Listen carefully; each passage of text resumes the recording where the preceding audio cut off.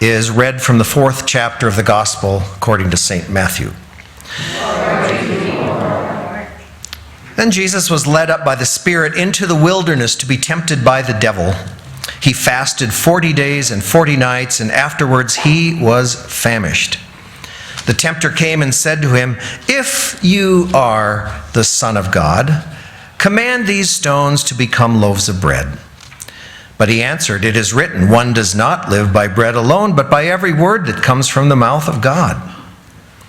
Then the devil took him to the holy city and placed him on the pinnacle of the temple, saying to him, "If you are the Son of God, throw yourself down, for it is written, he will command his angels concerning you, and on their hands they will bear you up so that you will not dash your foot against a stone."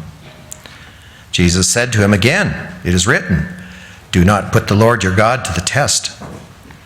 Again, the devil took him to a very high mountain and showed him all the kingdoms of the world and their splendor. And he said to him, "All these I will give you if you will fall down and worship me." Jesus said to him, "Away with you, Satan, for it is written, worship the Lord your God and serve only him." Then the devil left him, and suddenly angels came and waited on Jesus. This is the gospel of the Lord. Praise to you, O Christ. Please be seated.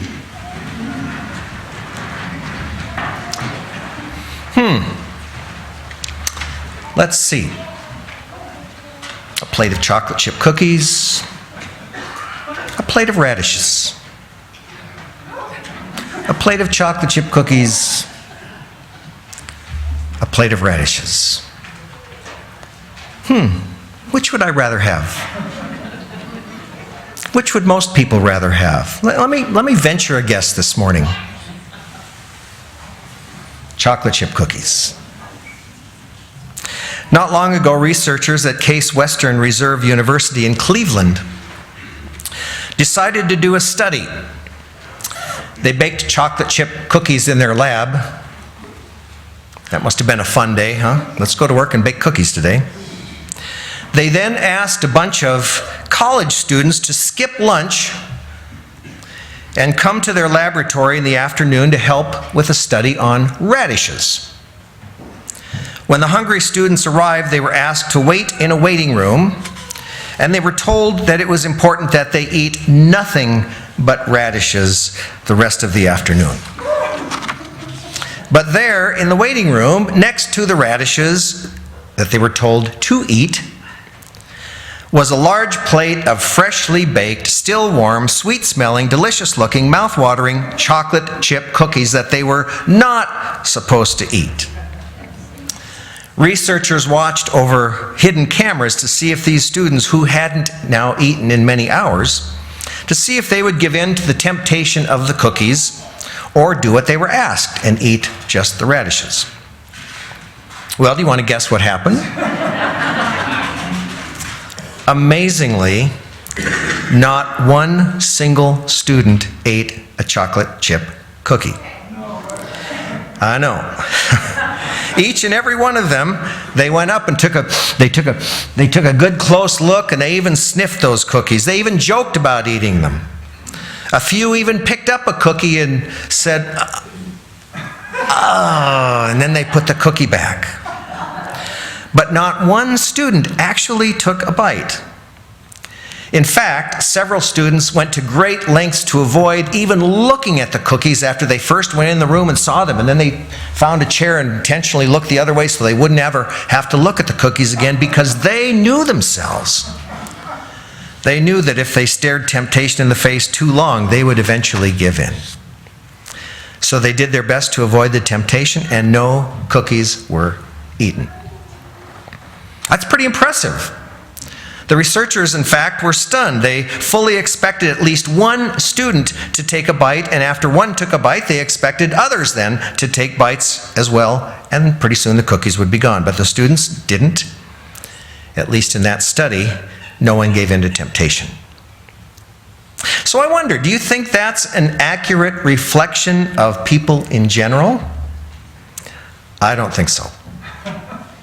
Temptation is something that we're all regularly confronted with in a variety of ways, some subtle and some not so subtle.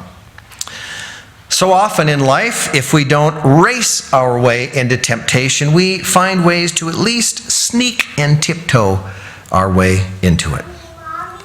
Probably more often than we're willing to admit. I read an article this past week that was titled, "Scientists Can't Resist Studying How Humans Fall to Temptation."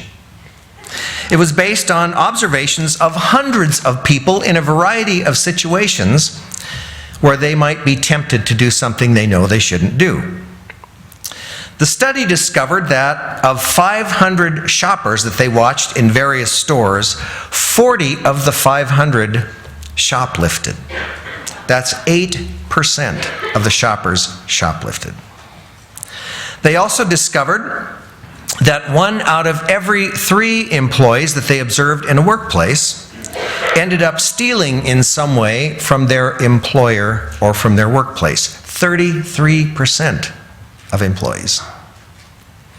They also found that more than 90% of employees who were overpaid accidentally by an employer chose not to say a single word. But every single one of the employees who was underpaid complained.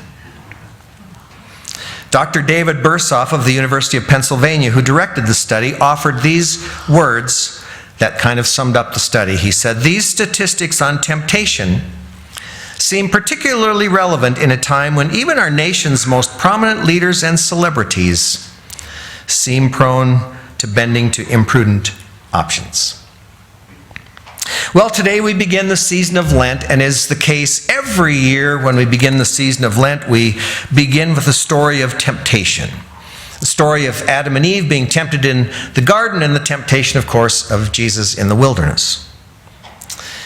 It was the infamous late actress Mae West who perhaps said it best when she said, "I generally avoid temptation unless I can't resist it."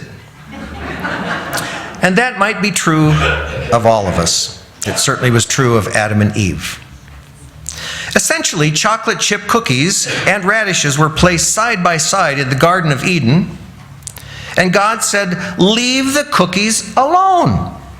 You can eat all the radishes you want, they're good for you, but don't go near the cookie tree." But the tempter had other things in mind. "Look," he said, "God knows that if you eat of that tree, the big, beautiful tree with the fruit in the middle of it, your eyes will be opened. You will be like God. You'll possess all knowledge. You'll have the power to do whatever you want, however you want, whenever you want. You'll have no one to answer to. Think about it." Now think about this. Would God have put that tree in the middle of the garden if God didn't want you to enjoy it and eat from it? So go for it. Enjoy it. Do what feels good. Do what tastes good. Because you see, when you're a God yourself, you don't have to have another God tell you what you can and can't do. And that's the great temptation that they fell for, and ultimately it's the great temptation for us all. To think that we don't need God to tell us what to do. We don't think we need God. We don't need to listen to God. We can be perfectly happy without God.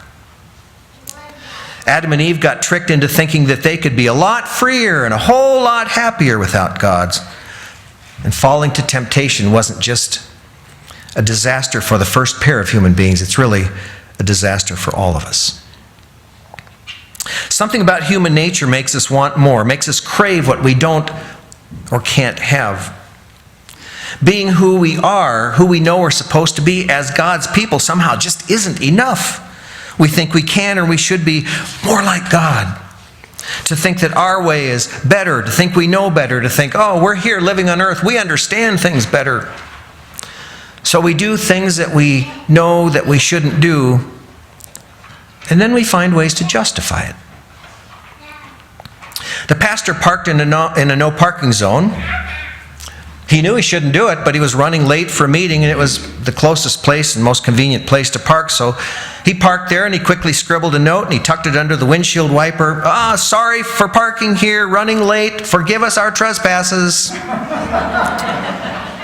When he returned to his car after the meeting, he found a traffic ticket where his note had been, and along with the ticket was this note: sorry for the ticket, it's my job. Lead us not into temptation.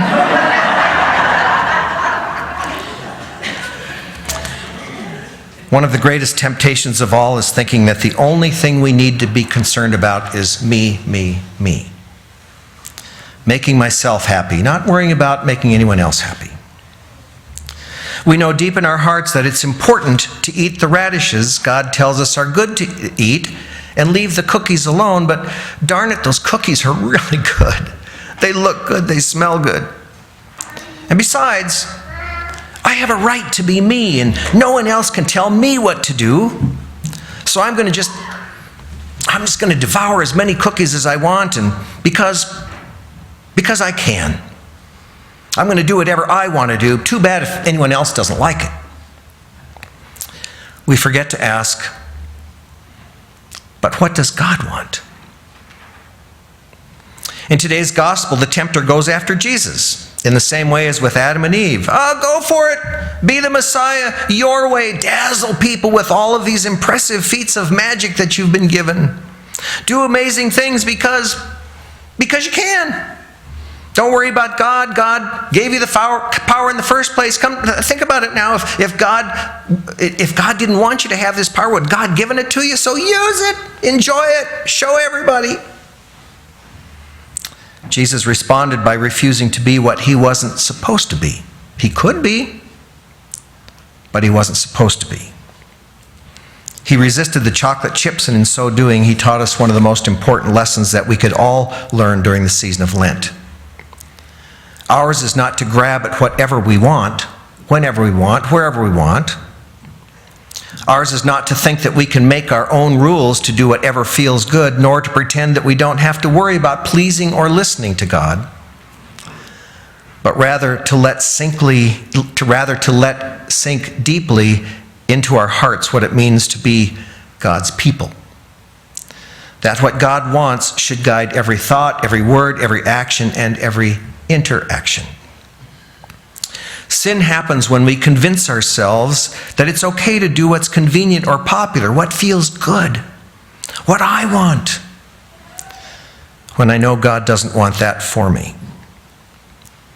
We grab for the cookies and ignore the radishes because the cookies are so much better, we think. Today we begin the season of Lent with stories of temptation. Adam and Eve and Jesus himself. In the days ahead, I invite you to really, really examine your own heart, your own priorities, your own loyalties, your own commitments. Spend time thinking and praying about what Christ was passionate, what Christ carried most deeply in his own heart. What things God would want for you and not want for you. Work this Lent at identifying the temptations in your life and learning to say no. God has made us to participate in this sometimes wonderful and sometimes very challenging and even scary experience of being human. But God says and promises that he will always be with us. Not very often in life are things black and white.